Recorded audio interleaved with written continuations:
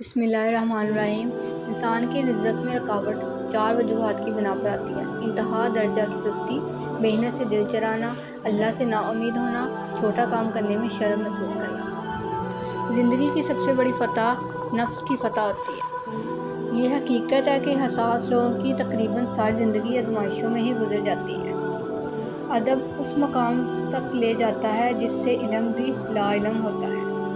کچھ لوگ اتنا اچھا سبق سکھا دیتے ہیں کہ پھر ساری زندگی کسی اور سے کچھ سیکھنے کی طلب محسوس نہیں ہوتی۔ وہ بشارتیں سن کر بھی فکر مند تھے اور ہم کمزور ایمان کے ساتھ بھی مطمئن ہیں۔ حضرت واصف علی واصف رحمۃ اللہ علیہ فرماتے ہیں، وہ شخص جو خدا سے محبت کرے گا وہ خدا کے بندوں سے ضرور محبت کرے گا۔ خدا کے بندوں سے اس لیے محبت کرے گا کہ یہی خدا کا حق ہے۔ جو انسان اپنے آپ کو عقل مند تصور کرتا ہے وہ بولتے ہی اپنی جہالت کو ظاہر کر دیتا ہے اور اسے پتہ بھی نہیں چلتا۔ اتنا خود کو بہتر کرو کہ لوگوں کو تمہیں دوبارہ جاننے کی ضرورت پڑے۔ خاموش رہنا بہت مشکل ہے لیکن خاموشی بہترین انتقام ہے۔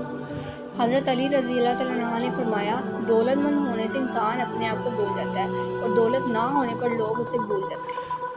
حضرت عمر فاروق رضی اللہ عنہ نے فرمایا، غصے کے وقت انسان کے صحیح اخلاق کو پتہ چلتا ہے۔ صادق اصل میں وہ ہوتا ہے کہ جب بھی آپ اس کو دیکھو وہ ویسا ہی لگے جیسا اس کے بارے میں سنا تھا۔ حضرت علی رضی اللہ عنہ نے فرمایا، منافقت سے بہتر ہے کہ تم کافر مر جاؤ کیونکہ جہنم میں کافر کا درجہ منافق سے بہتر ہے۔ درگزر کیا کرو، یہ روح کے لیے بہترین صدقہ ہے۔ 3 منٹ کی آسان تسبیح رات کو سونے سے پہلے جو عورت پڑھ لے، یا اللہ یا ولی یا ولی، اس کے پڑھنے سے کچھ ہی دنوں میں رزق میں بے پناہ برکت ہوگی اور رزق کی ریل فیل ہوگی۔ مزید اسی طرح کی معلوماتی ویڈیو حاصل کرنے کے لیے میرے چینل کو سبسکرائب کریں اور اگر ویڈیو اچھی لگے تو پلیز لائک کر دیجیے گا۔ جزاک اللہ۔